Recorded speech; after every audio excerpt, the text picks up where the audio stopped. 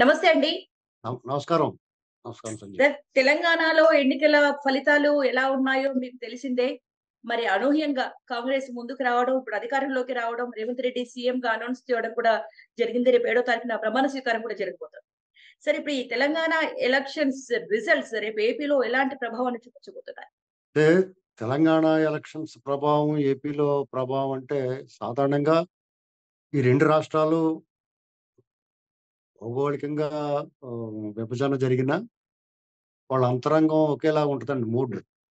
గత సార్. ఎన్నికల్లో 2018 ఎన్నికల్లో ఇక్కడ కేసీఆర్ గారు గెలవటం, అప్పట్లో టీడీపీ మీద యాంటీగా ఉన్న జగన్మోహన్ రెడ్డి గారికి బెనిఫిట్ అవ్వటం జరిగిందండి. సార్. ఈసారి ఫలితాలు డెఫినిట్‌గా ఆంధ్ర మీద ప్రభావం చూపిస్తాయి. ఓకే. అంటే ఇది ఒక రకంగా చెప్పాలంటే తెలుగుదేశం పార్టీ అక్కడ లేదా విపక్షాలు. తెలుగుదేశం, సార్. జనసేన ఈ పార్టీలన్నీ కూడా హ్మ్. కొంచెం జగన్మోహన్ రెడ్డి గారి అరాచకానికి బిక్కుబిక్కుమంటూ ఉన్నాయి. ఓ రకంగా చెప్పాలంటే. హ్మ్. వాళ్ళకి ఫైటింగ్ ఇక్కడ కేసీఆర్ గారిని గెలవడం అంటే మాటలేం కాదండి. ఇక్కడ కదా సార్. హ్మ్. క క కాంగ్రెస్ పార్టీ ఒక సంవత్సరం క్రితం కాంగ్రెస్ పార్టీ ప్రతినిధుల్ని కనీసం చర్చలు కూడా పిలిచేవారు కాదు టీవీల్లో. అవును అంటే సార్. అంత డౌన్ స్టేజ్‌లో ఉంది. డెడ్ స్టోరేజ్‌కెళ్ళిపోయింది పార్టీ. అవును. 2 ఏళ్ల క్రితం ప ప రేవంత్ రెడ్డి గారు పీసీసీ చీఫ్ అయ్యేటప్పటికి కూడా కాంగ్రెస్ పార్టీ పరిస్థితి ఏం బాగోలేదు. సార్. అప్పట్లో ఉన్న సీనియర్‌లు గాని, అప్పుడున్న పీసీసీ అధ్యక్షులు గాని పార్టీని ముందుకు తీసుకోవడానికి ఏం ప్రయత్నాలు లేవు. సార్. ఆ సమయంలో బీజేపీ చాలా గట్టిగా పుంజుకుందండి. అవునండి. ఇక్కడ బీఆర్ఎస్, బీజేపీ అనేటువంటిదే పోటీలో ఉన్నాయనేటువంటి భావన అందరికి వచ్చింది. అవును. ఆ ప అవును సార్. దాని ప్రభావం అప్పట్లో దుబ్బాక ఎలక్షన్స్ కానీ, అంతకుముందు నాగార్జునసాగర్‌లో జరిగిన ఎన్నికల్లో గాని, జీహెచ్ఎంసీ ఎన్నికల్లో గాని, లోకల్ బాడీ ఎలక్షన్స్‌లో గాని ఆ ప్రభావం కనిపించింది. కాంగ్రెస్ ఎక్కడా కూడా ఆచూకీ ఆనవాలు లేదు. అవును సార్. మరి ఈ 2 సంవత్సరాల్లోనూ ఎందుకిలా పికప్ అయిందనేటువంటిది కొద్దిగా బీఆర్ఎస్ పార్టీ ఆలోచించుకోవాలి. అంటే ఆళ్ళు విశ్లేషణ చేసుకోవాలి. తరిచి చూసుకోవాలి. కారణం ఏంటంటే ఒక రకంగా కేసీఆర్ గారి వల్ల ఇది నేను అనేక సార్లు చెప్పాను. కేసీఆర్ గారి పరిపాలన వల్ల సామాన్యుడు ఎవరు ఇబ్బంది పడలేదు. అది వాస్తవం. అంటే సార్. నేను సగటు పౌరుడిని హైదరాబాద్‌లో జీవిస్తున్నాను నేను. అలాగే తెలంగాణలో నాలాగా అనేక మంది ఇతర ప్రాంతాల నుంచి వచ్చి ఇక్కడ స్థిర నివాసం ఏర్పరచుకున్నారు. మేము దాదాపు 2.5 దశాబ్దాలయింది నేనొచ్చి. సార్. తర్వాత 10 ఏళ్ళకి, 5 ఏళ్ల క్రితం వచ్చినోళ్ళు అందరూ కూడా చాలా మంది తెలంగాణలో దాదాపు 1,00,00,000 మంది దాకా ఉన్నారు. ఇతర హ్మ్. రాష్ట్రాల నుంచి వచ్చి నివసించేవాళ్ళు. అవును సార్. వాళ్ళెవ్వరూ గూడా ఈ పరిపాలనలో ఈ 10 ఇయర్స్‌లో ఎవరు పెద్ద ఇబ్బంది పడిన దాఖలాలో ఎక్కడా గూడా ఏమీ కనిపించలేదు. అది వాస్తవం. అవును సార్. అవును సార్.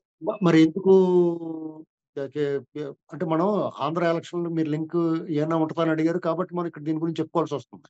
మీరు సార్. అడిగిన ప్రశ్నకి నేను చెప్పేదానికి సంబంధం లేకపోయినా ఓకే.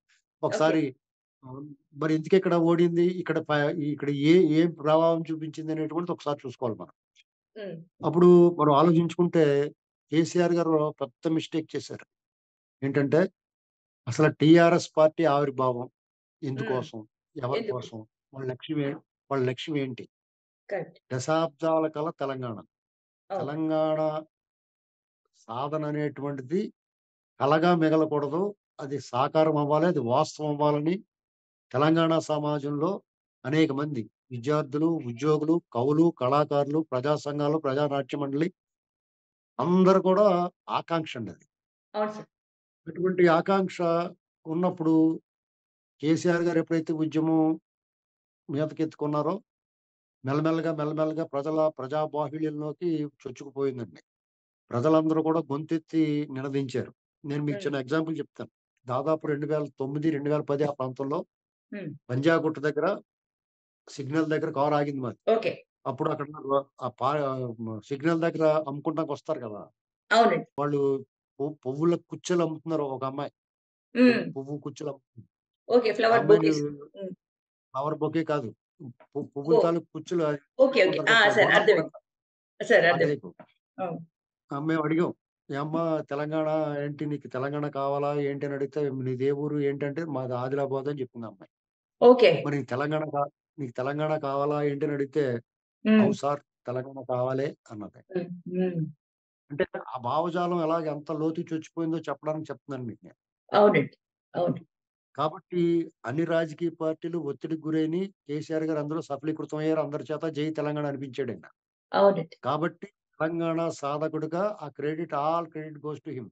అంటే మిగతా వాళ్ళ బాధ్యత, భాగస్వామ్యం ఉంది. కానీ డెఫినిట్‌గా ఎవరైతే ముందుంటారో సింహభాగం ఆయనకి లభించింది. ఆ క్రెడిట్ ఆయనకి అర్హుడే. ఆయన ఆ క్రెడిట్ తీసుకున్నాడాయన.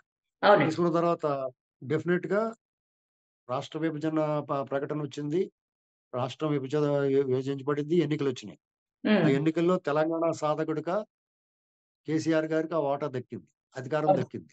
అవును. తర్వాత నెక్స్ట్ మళ్ళీ 2018 ఎన్నికల తర్వాత జీహెచ్ఎంసీ ఎన్నికల్లో కూడా ఆయన విజయం సాధించారు 2016లో కూడా. హ్మ్. తర్వాత 2018లో వచ్చిన ఎన్నికలప్పటికే ఆయన మీద అసంతృప్తి ఉంది. డెఫినిట్‌గా ఆయనతో పాటు ఉద్యమంలో పాల్గొన్న వాళ్ళు కొంచెం దూరమయ్యారు ఆయనకి. అవును సార్. అలాగే ఇతర పార్టీల నుంచి అనేక మందిని ఆయన తీసుకున్నారు.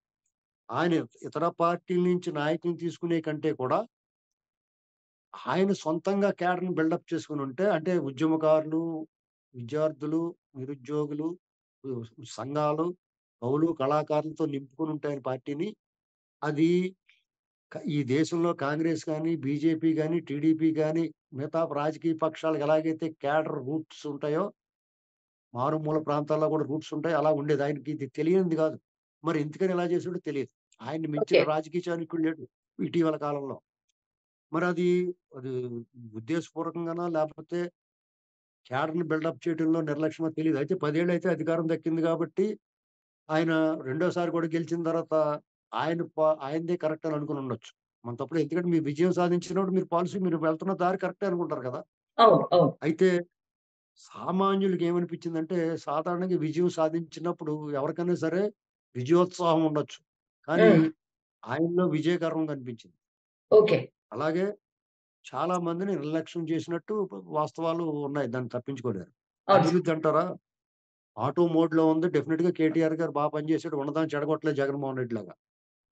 ఇక్కడ ఈయన చేసిన మిస్టేక్ ఏటంటే, ఆయనకి ఆంధ్ర వాళ్ళతో శత్రుత్వం లేదు.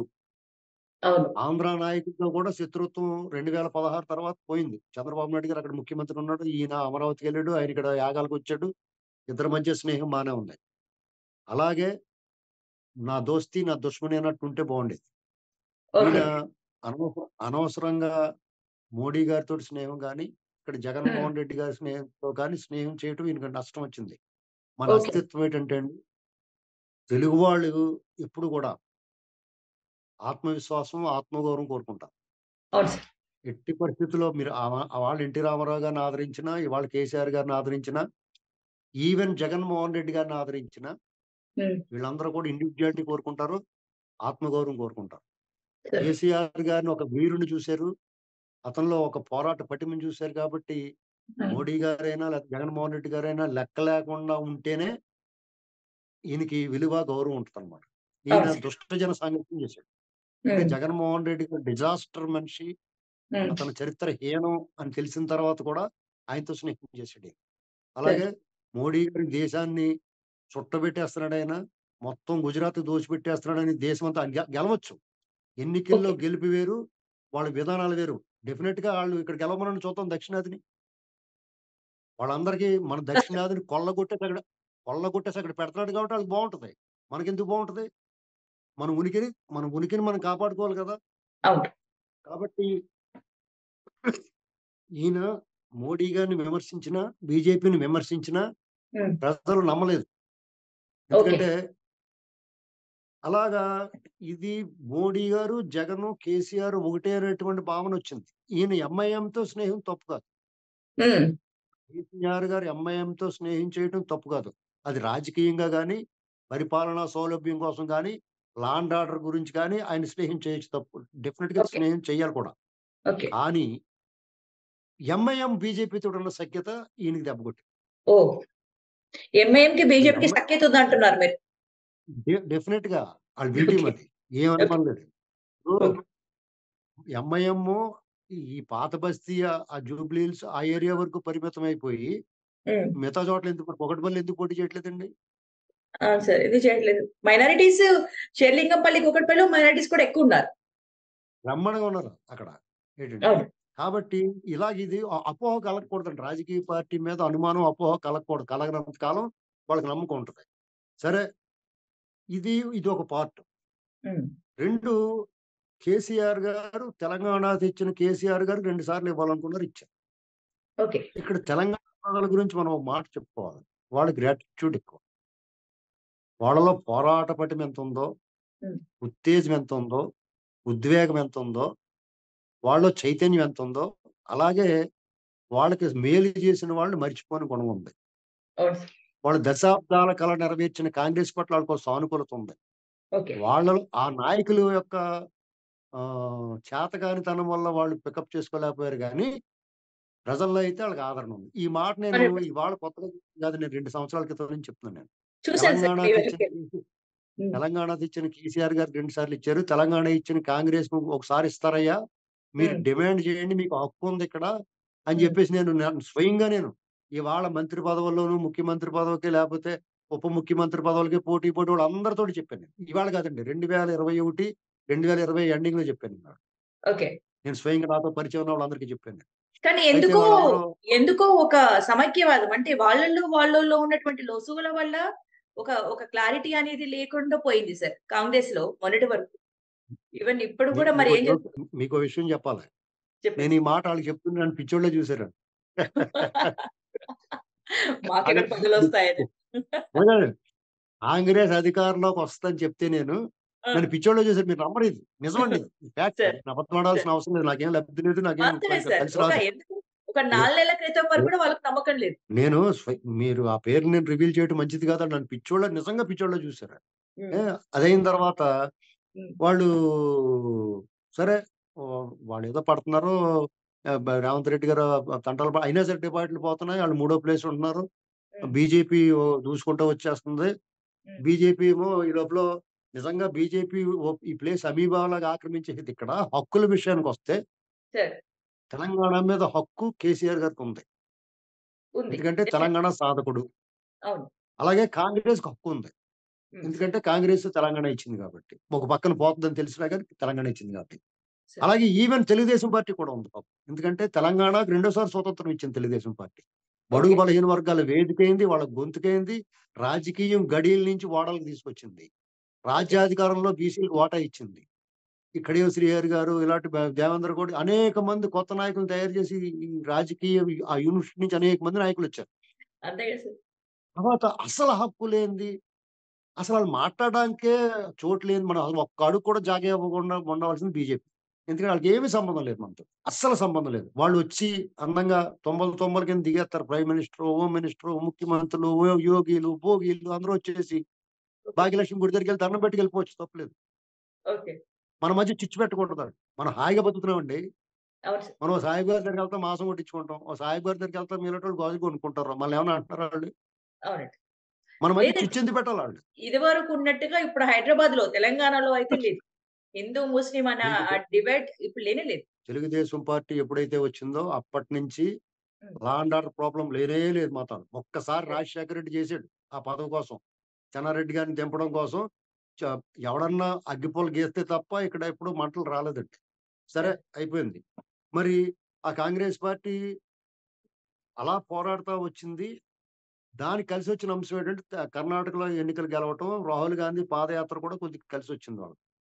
సార్. ఇయన్నీ కరెక్ట్. జరుగుతుండగా కేసీఆర్ గారు పాత వాళ్ళకే సీట్లు కన్ఫర్మ్ చేసాడు. అందరికన్నా ముందుగా.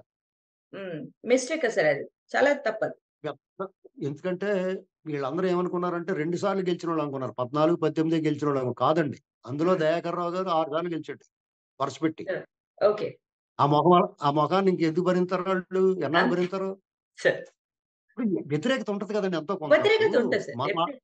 ఇది మానవ సహజంగా దయాకర్ రావు గారిని కూడా తప్పట్టను నేను. ఎందుకంటే ఒక అధికారం అనేటువంటిది అహంకారాన్ని తీసుకొస్తది. అది మన అవాయిడ్ చేయలేం. మీరైనా, నేనైనా తప్పదు. మనం అలాగే ప్రవర్తిస్తాం. ఇప్పుడు ఇంత మర్యాదగా మాట్లాడుతున్నాం. రేపొద్దున అధికారం వచ్చి, పదవొచ్చింది మనం గూడా రెచ్చిపోయి మాట్లాడతాం. మానవ సహజం అది.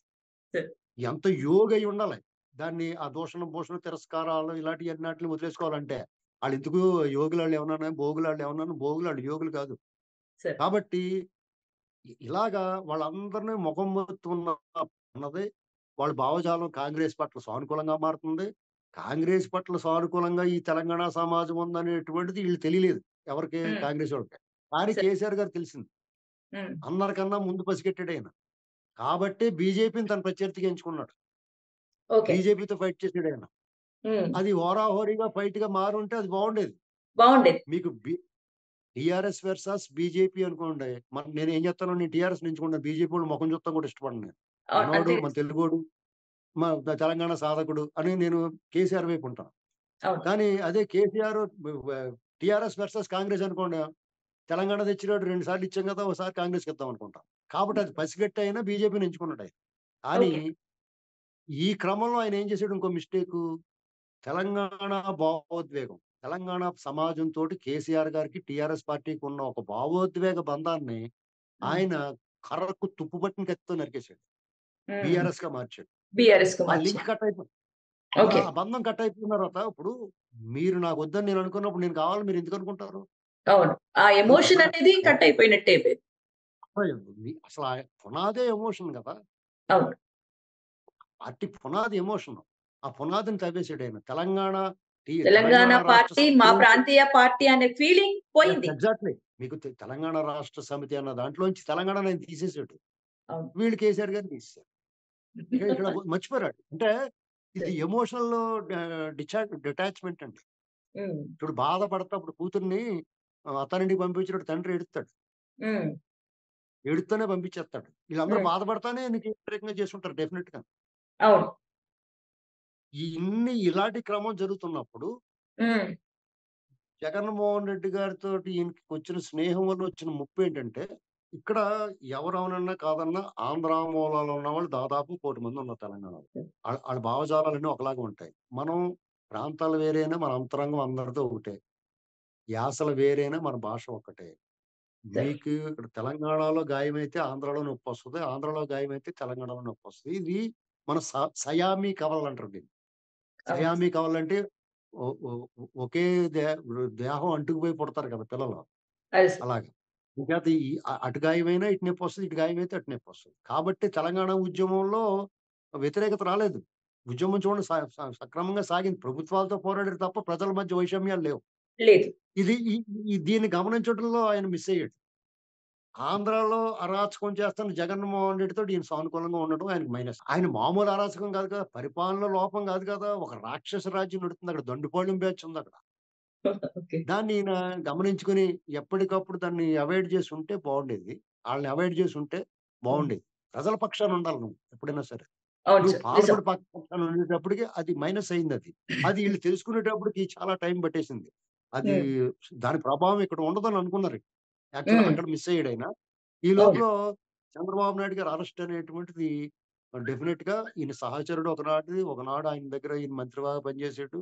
వీళ్ళిద్దరూ గురువు. చాలా స్నేహితులు. చంద్రబాబు నాయుడు గారు సూసైడల్ బ్యాచ్ ఈయన కొత్తకోట దయాకర్ రెడ్డి గారు, బొజ్జల గోపాలకృష్ణారెడ్డి గారు, ఎలిమినేట్ మాధవరెడ్డి గారు ఇలాంటి బ్యాచ్ అంతా కూడా సూసైడల్ బ్యాచ్ ఇదంతా కడియం శ్రీహరి గారు వీళ్ళంతా.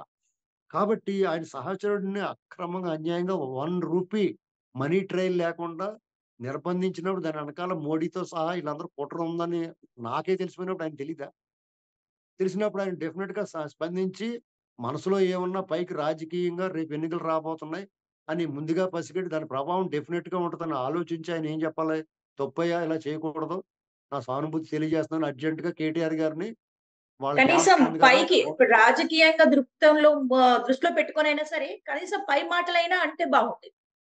అంతర్గతంగా అలాగని కేటీఆర్ గారిని పరామర్శకు పంపాల. ఎక్కడికి భువనేశ్వరి గారి దగ్గరికి ఒకసారి చూసి రావయ్యా పోయని. ఇది మనం చెప్పాలండి ఆళ్ళకి రాజకీయం. ఇప్పుడు ఇక్కడ ఈయన చెప్పకుండానే సుధీర్ రెడ్డి ప్రొటెస్ట్‌లో పాల్గొన్నాడు. ఆహ్, గ గచ్చిబౌలి గ్రాటిట్యూడ్ దాంట్లో గాంధీ గారు పాల్గొన్నాడు. ఇలాగ అనేక మంది అందరూ జెండా మోసారు కదా! అందరూ చంద్రబాబు గురించి చెప్పుకున్నారు. అవును. మహానేత అని చెప్పుకునే రాజశేఖర రెడ్డి పేరు ఎవడు తెలవలేదు ఇక్కడ కాంగ్రెసోళ్ళు కూడాను. అవును. చూసుకోండి మీరు కావాలితే. అవును. ఇలాంటి పరిస్థితుల్లో అది కొంచెం ఆయనకి ఎఫెక్ట్ అయింది. చాలా మంది ఏమనుకుంటారంటే గ్రేటర్‌లో బీఆర్ఎస్ బాగా గెలిచింది. బాగా గెలవడం అంటే బ్రహ్మాండంగా గెలిచింది. హ్మ్. ఇక్కడ ఈ చంద్రబాబు ఎఫెక్ట్ లేదనుకున్నారు. ఒకసారి చూడండి 2021 కాంగ్రెస్ ఓటు బ్యాంక్ ఎంతో చూడండి గ్రేటర్‌లో 8%. అవును సార్. ఓట్ బ్యాంక్ కాంగ్రెస్‌కి బాగా పోయింది. ఈసారి యాక్చువల్‌గా ఆంధ్ర సెటిలర్స్ అంతా కూడా కాంగ్రెస్‌కే వేస్తారు. ఇంక బీఆర్ఎస్‌కి ఓట్లు పడవని కన్ఫర్మ్ కూడా అయిపోయాం. హైదరాబాద్‌లో బీఆర్ఎస్‌కి సీట్లు రావన్న కన్ఫర్మేషన్ ఉండే కొంత. 2009 తర్వాత హ్మ్. 2009 తర్వాత కాంగ్రెస్ డెడ్ స్టోరేజ్‌లోకెళ్ళిపోయిందండి గ్రేటర్‌లో. 2014లో తగ్గింది. 2016 గ్రేటర్‌లో కాంగ్రెస్ థర్డ్ ప్లేస్‌లో పోయింది. మీకు క్రమంగా వాళ్ళ ఓట్ బ్యాంక్ తగ్గుతా వచ్చింది. ఇప్పుడు మళ్ళీ 2009లో 28% గ్రేటర్‌లో. మళ్ళా ఇప్పుడొచ్చింది. 28% ఇప్పుడొచ్చింది. అంటే అవును. 2009లో ఓ ఏ వైపుందో ఇప్పుడు అదొచ్చింది మరి. ఇదంతా కూడా మళ్ళీ రీకలెక్ట్ అయింది. ఈ ఓట్లన్నీ డెఫినిట్‌గా సెటిలర్స్ ఆంధ్ర వాళ్ళు యేసుంటారు. అనుమానం లేదు. కానీ కొంతమంది ఇక్కడ సీట్లు గెలవలేదంటే ఎందుకు గెలవలేదంటే, హ్మ్. ఇక్కడ ఆంధ్ర వాళ్ళు ఒక్కళ్ళే కాదు కదా! నియోజకవర్గానికి అవును. ఉంటా అక్కడ ముస్లిమ్స్ ఉంటారు. తర్వాత బస్తీలున్నాయి. అలాగే అక్కడ స్థానికంగా నాయకుడు అందరిలో కలిసి మెలిసి ఉన్నోడుంటాడు. ఇప్పుడు కాంగ్రెస్ వాళ్ళందరూ కొత్త మొఖాలను పెట్టారిక్కడ. అవును సార్. మదియాషి కూడా రాజేంద్ర నగర్ అక్కడ ఎల్బీ నగర్‌లో ఎందుకెళ్తాడండి? ఎలా అవును సార్. వాస్తవం. అవునా ఇక్కడ కాదా? కూడా ఆ! షెల్లింగంపల్లి ఆ! జగదీశ్వర్ గౌడ్ ఒక ఏరియా వరకే తెలుసు. షెల్లింగపల్లి మొత్తం ఆ! తెలీదు. ఇలాగా వాళ్ళ మిస్టేక్స్ కూడా ఉన్నాయి కాంగ్రెస్. కాబట్టి అంతవరకు కేసీఆర్ గారికి బెనిఫిట్ అయింది. హ్మ్. డెఫినిట్‌గా బీఆర్ఎస్ పార్టీకి అడ్వాంటేజ్ వచ్చింది. అది ఆళ్ళ అదృష్టం. ఇక ఈ ఈ ఈ పరిస్థితుల్లో హ్మ్. బీఆర్ఎస్‌కి ఒక గ్రేటర్‌లోనే కాదు కదా! హ్మ్. ఖమ్మం ఉంది, నల్లగొండ జిల్లా ఉంది. ఉత్తర తెలంగాణలో కూడా టీడీపీ బలంగానే ఉంటది. ఈళ్ళకి తెలియని మాట కాదది. ఉత్తర సార్. తెలంగాణలో టీడీపీ ఎందుకు బలంగా నిజామాబాద్, వరంగల్ ఎందుకు బలంగా ఉండదండి? ఉద్యమం తీవ్రంగా ఉన్నప్పుడే ధర్మారెడ్డి గారు ఇంచుమించుగా దగ్గరకొచ్చాడు గెలవడానికి. బై ఎలక్షన్స్‌లో గుర్తుపెట్టుకోండి ఒకసారి. సార్. 2009, 2008, 2012 మధ్యలో బై ఎలక్షన్ 2012లో బై ఎలక్షన్ జరిగినప్పుడు ధర్మారెడ్డి గారు స్వల్ప తేడాతోటి ఓడిపోయాడు పరకాలలో. పరకాలు. సార్. ఇలాంటి పరిస్థితుల్లో హ్మ్. వాళ్ళు అది ఆలోచించుకోవాల్సింది. ఇప్పుడు చంద్రబాబు నాయుడు గారికి ఎంతో కొంత డెఫినిట్‌గా Telugu Desam party BC vote bank, హ్మ్. బ్యాక్ బోను అలాగే మాదిగలు కూడా ఆళ్ళ సపోర్ట్ ఉంటారు. మాదిగలు ఇప్పుడు మందకృష్ణ గారి వల్ల కేసీఆర్ గారికి వ్యతిరేకంగా ఉన్నారు. వీళ్ళందరూ చంద్రబాబు నాయుడు గారికి జరిగిన దానికి బోరుమని ఏడవకపోయినా మనసు చివుక్కుమంటది. పైగా అవును. కేటీఆర్ గారి వ్యాఖ్యలు కూడా అగ్ని మీద ఆజ్యం పోసినట్టయిన తర్వాత ఆయన నష్ట నివారణ చేసుకున్నా గాని, అది కొంచెం డ్యామేజ్ అయింది. మీరు డ్యామేజ్ అయింది నిరసనలో సార్. ఎళ్లి ఆందోళన తప్పనిసరిగానే పడింది. మీరు ఇలాంటివి ఇయన్నీ కలిసి ఒక్క కారణం అని చెప్పలేం. అనేక కారణాలున్నాయి ఇందులో. అన్నీ కలిపి తెలంగాణలో కేసీఆర్ గారు అది కూడా పోటాపోటీయే. పెద్ద మెజారిటీ హ్మ్. ఏమి రాలేదు. హ్మ్. ఈ క్రమంలో కేసీఆర్ గారు చేసిన మిస్టేక్ ఏంటంటే, ఆయన కాంగ్రెస్‌నన్నా ఉంచుకోవాలి గానీ, హ్మ్. బీజేపీ చాలా ప్రమాదం అండి. ఎందుకంటే, వాళ్ళు గత ఎన్నికల్లో ఒక సీటొచ్చింది. తర్వాత పార్లమెంట్‌లో 4 వచ్చినియి. హ్మ్. ఇప్పుడెన్ని 7 వచ్చినియి. ఓటు బ్యాంక్ పెంచుకుంటున్నారు. బీజేపీ ఓటు బ్యాంక్ పెరగడం అంటే, ఏదో ఒక ప్రాంతీయ పార్టీని మింగేస్తారు. ఇక్కడ టీడీపీని ఆల్రెడీ కేసీఆర్ గారు సర్దించేసాడు. ఇక మిగిలిన పార్టీ ఏముంది? బీఆర్ఎస్ పార్టీ ఉంది. వాళ్ళు మింగటానికి అనువుగా ఉన్న పార్టీ బీఆర్ఎస్సే. ఇది చాలా ప్రమాదం. వాళ్ళు హ్మ్. చాలా జాగ్రత్త పడాలి. ఎందుకంటే, ఆ కేంద్రంలో అధికారంలో ఉన్నారాళ్ళు. కేంద్రంలో మోడీ గారు అధికారంలో ఉన్నంత కాలం ప్రాంతీయ పార్టీలకి ఏదో రాష్ట్రంలో ఎక్కడో చోట వాళ్ళతోటి తెర వెనుక గాని, బహిరంగంగా గాని, పరోక్షంగా గాని, ప్రత్యక్షంగా గాని ఆళ్ళతో స్నేహం చేసినోళ్ళని ఎవరో ఒకళ్ళని మింగేస్తారు. ఓకే. మీరు కావాలంటే ఆళ్ళ చరిత్ర చూసుకోండి. మోడీ గారి ఆధ్వర్యంలో ఉన్న పార్టీ, మోడీ గారికి ముందు, మోడీ గారి తర్వాత బీజేపీ వేరు. మోడీ గారొచ్చిన తర్వాత ఆళ్ళ మిత్రపక్షాలన్నీ చాలా ఎన్‌డీఏ కూటమిలోళ్ళు అకాలీదళ్ గాని, శివసేన గాని, టీడీపీ గాని అవును. వీళ్ళందరిని ఏదో రకంగా ముంచేసారు. అవును సార్. వాళ్ళు వాళ్ళు ఎంతసేపు దొంగోళ్ళతో స్నేహం చేస్తారు. హ్మ్. ఆ బాపతలో గెలిపడింది. చూసారా? ఈయన ఏం అవినీతి లేతే ఇప్పుడు మిగతా వాళ్ళతో పోల్చుకుంటే కేసీఆర్ గారు స్వచ్ఛంగా ఉన్నాడు. అంతే కదా సార్. ఇప్పుడు మిగతా వాళ్ళతో పోల్చుకుంటే ఈయన పోల్చలేం. ఇప్పుడు జగన్మోహన్ రెడ్డితో నేను ఎందుకు పోలుస్తాం? ఆయన అవినీతి కేసులో ఉన్నాడో, 16 నెలలు జైల్‌లో ఉన్నాడో, ఆళ్ళ అవును. బాబు ముఖ్యమంత్రిగా ఉండగా తప్ప అంతకుముందు ఈళ్ళు ఇల్లు అమ్మేసుకునే పరిస్థితి. తర్వాత 1,00,00,000 సంపాదించాడు. ఇప్పుడు ఎన్ని లక్షల కోట్లు అయిపోయిందో తెలీదు. ఆంధ్రప్రదేశ్‌లో డే లైట్ రాబరీ పట్టపగలు దోపిడీ చేస్తున్నారు. మద్యం, ఇసుక ఏది కనపడితే అందులో దోపేస్తున్నారు. అటువంటోళ్ళతో స్నేహం ఈయనకి అవసరమా అండి? ఇంగువ కట్టిన గుట్టకి ఇంగువ వాసన రాకుండా ఉంటదా? హ్మ్. అది కూడా మీకు ఎలైట్ పీపుల్ ఉంటారో వాళ్ళందరూ కూడా ఈయన్ని దూరం పెట్టడానికి కారణం అది. సార్. ఇన్ని కారణాలతోటి ఉన్న కాంగ్రెస్ పార్టీ అట్టడుగుని under water actually hmm. Disaster. Dead స్టోరేజ్‌కెళ్ళిపోయింది. ఇవాళ పొంగి పొర్లి నిండు కుండలా తొణికిసలాడుతుందంటే కారణం ఏంటంటే ఫైటింగ్. ఇంత ప్రతికూల పరిస్థితుల్లో రేవంత్ రెడ్డి గారు ఆయన ఫైట్ చేసుకుంటూ వచ్చాడాయన. సార్. ఆ ఫైటింగ్ స్ఫూర్తి ఆంధ్రాలో ఇప్పుడు. తెలుగుదేశం పార్టీ కేడరో, లీడరో బలంగా ఉన్నా పార్టీ ఘోర పరాభవం పొందిన లీడరు, కేడరు చెల్లాచెదరవ్వకుండా, చెక్కు చెదరకుండా ఉన్నదే. దానికి తోడు జగన్మోహన్ రెడ్డి గారి అవకతవక పరిపాలన, ప్రజా వ్యతిరేక నిర్ణయాలు, కోర్టు ఆదేశాలు బేఖాతరు చేయటం, రాజ్యాంగ చట్ట ఉల్లంఘన ఇయన్నీ ఒకెత్తు. అది హ్మ్. గాకుండా ప్రజలు బతుకు భయం బిక్కు బిక్కుమంట పోతున్నారు. ఈ అమావాస్య ఎప్పుడు పోతారా? ఈ చీకట్లు ఎప్పుడు తొలుగుతాయిరా? ఈ కారడవి, చిట్టడవి, కాకులు దూరని కారడవిలోంచి ఎప్పుడు బయటపడతారో అని చూస్తున్నారు. ఎప్పుడు వెలుగొస్తదా అని చూస్తున్నారు. బిక్కు బిక్కుమంట ఈ పీడకల, ఈ దుస్వప్నం ఇయన్నింటి నుంచి ఎప్పుడు బయటపడాలని చూస్తున్న టైంలో వాళ్ళకి ఫైటింగు వాళ్ళు స్థాయిని మించి ఫైట్ చేస్తున్నారు. చంద్రబాబు నాయుడు గారు తన రాజకీయ జీవితంలో ఇటువంటి వాడితో తలపడి ఉండడం. ఆళ్ళ నాన్నతో తలపడ్డాడు. ఆళ్ళ నాన్నే అరాచకం అనుకుంటే దాని మీద 4.0 ఇతను. ఏటండి? ఆళ్ళ నాన్న మంచోడు అనిపిస్తుంది ఇప్పుడు. రాజశేఖర రెడ్డి మంచోడు అనుకుంటున్నాం మనం. కానీ రాజశేఖర రెడ్డి అప్పుడున్న రాజకీయాల్లో అత్యంత దిగజారిన రాజకీయ నాయకుడు. కానీ అతన్ని మించి ఉన్నాడు ఇప్పుడు. సరే. అసలు ఇక్కడ అన్నీ వదిలేసాడు. బరి హ్మ్. తెగించిపోయి ఉన్నాడు. ప్రజలతో సంబంధం లేదు. ఎవరు ఏ వర్గాలు తనను సమర్థించినా ఆ వర్గాల మీద దాడి చేస్తున్నాడు. ప్రజల్ని పీడించి తింటున్నారు. మీ ఆంధ్ర వాళ్ళని మీరు ఆంధ్రాలో ఉన్నవాడిని పిలిచి అడగండి. హ్మ్. మీకు జగన్మోహన్ రెడ్డికి సపోర్ట్ చేసేవాడు కూడా చెప్తాడు. గుండెలు దడదలాడిపోతూ ఉంటాయి అతనికి. కంప్లీట్ భవిష్యత్ కానీ మరి ఆళ్ళతో వైసీపీ సోషల్ మీడియా మరి మాత్రం చాలా ప్రచారం చేసుకుంటుంది. చాలా అద్భుతాలు చేసేస్తున్నాం. నంబర్ 1 సీఎం ఇప్పుడు అభివృద్ధిలో ముందున్న రాష్ట్రం ఆంధ్రప్రదేశ్ అంటూ వైసీపీ సోషల్ మీడియా పదే పదే చెప్పుకుంటుంది కదా సార్ మరి. వాళ్ళు ఇప్పుడు సోషల్ మీడియా అనేక రకాలుగా చెప్పుకుంటారండి. వాళ్ళ పనే అది. వాళ్ళు నియమించుకున్న వాళ్ళు, వాళ్ళు చెప్తా ఉంటారు. డెఫినిట్‌గా చెప్పాలి. చెప్పి తీరాలాళ్ళు. ఎవరి కోసం చెప్తారు? డెఫినిట్‌గా చెప్పాలండి. వాళ్ళ ఉద్యోగం అండి అది. మీకు స్వచ్ఛంద సోషల్ మీడియాలో స్వచ్ఛందంగా వైసీపీకి పనిచేసేవాళ్ళు అందరూ సైలెంట్ అయిపోయారు. కావాలంటే మీరు ఇదివరకు అకౌంట్‌లు చూడండి. వాళ్ళందరూ ఓకే. కూడా సైలెంట్‌గా ఉన్నారు. సరే. మీకక్కడ మీకు ఏమి మేడం మీకు ముంజేతి కంకణానికి అర్థం అవసరం లేదండి. హ్మ్. జగన్మోహన్ రెడ్డి ఏమి చెప్పొచ్చాడు అధికారంలోకి? హ్మ్. ప్రత్యేక హోదా మెడలు వంచి తెస్తా అన్నాడు. హ్మ్. వాళ్ళ ముందు మెడలు వంచి మోకాళ్ళ మీద కూర్చుండిపోయాడు. అవునా కదా? అవును. పోలవరం చకచకా నిర్మిస్తాను 2020 కల్లా నీళ్లిస్తా అన్నాడు. దాని ఆచూకీ ఆనవాలేదు ఏమైపోయిందో తెలీదు. పైగా అయన్నీ కొట్టుకుపోతున్నాయి గోడలకి గీళ్ళంతాను.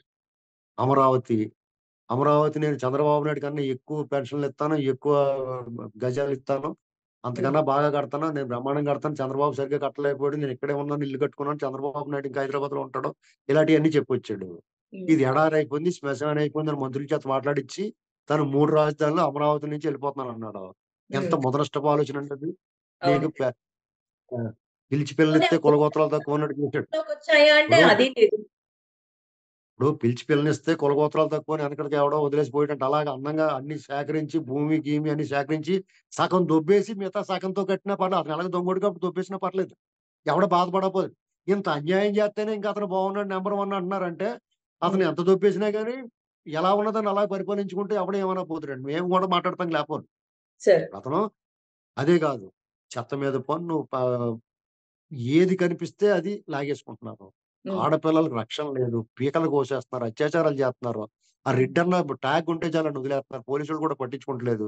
పోలీసోళ్ళని అడ్డం పెట్టుకొని, సెకండ్‌ని అడ్డం పెట్టుకునేటాళ్ళు పోనీ ఆళ్ళు వీరులా? ఆళ్ళు యుద్ధం చేయగలరా అంటే లేదు. వాళ్ళు ఎవడో ఒకడిని కొట్టేసొచ్చి పోలీసు వెనకాల దాక్కుంటున్నారు. హ్మ్. ఎవరన్నా వస్తే పోలీసోళ్ళొచ్చి ఆళ్ళ మీద ఎవడైతే బాధితుడున్నాడో ఆళ్ళ మీద కేసులు పెడుతున్నారు. ఇది నిత్యకృత్యం అయిపోయిందండి. నిత్యం రాజ్యం ఇప్పుడు ఆ అధికారులు ఐఏఎస్ అధికారులందరూ కూడా పోలీస్ అధికారులు గాని, ఐఏఎస్ అధికారులు గాని, రెవెన్యూ డిపార్ట్‌మెంట్ ఏ డిపార్ట్‌మెంట్ అయినా సరే నోరెత్తి మాట్లాడడం లేదు. వీళ్ళందరూ కూడా రోమన్ బానిసల్లాగా పడవకు తెడ్లేసిపోరు. రోమన్ బానిసలో నౌకలు నడవాలంటే కొడాలిచ్చి కొట్టేసి తెడ్లేయించుకుని అప్పుడు ఇంజిన్‌లు ఉండేయి కాదు. అలాగే ఈళ్ళ చేత పని చేయించుకుంటున్నాడు. వాళ్ళకి సిగ్గు లేదు.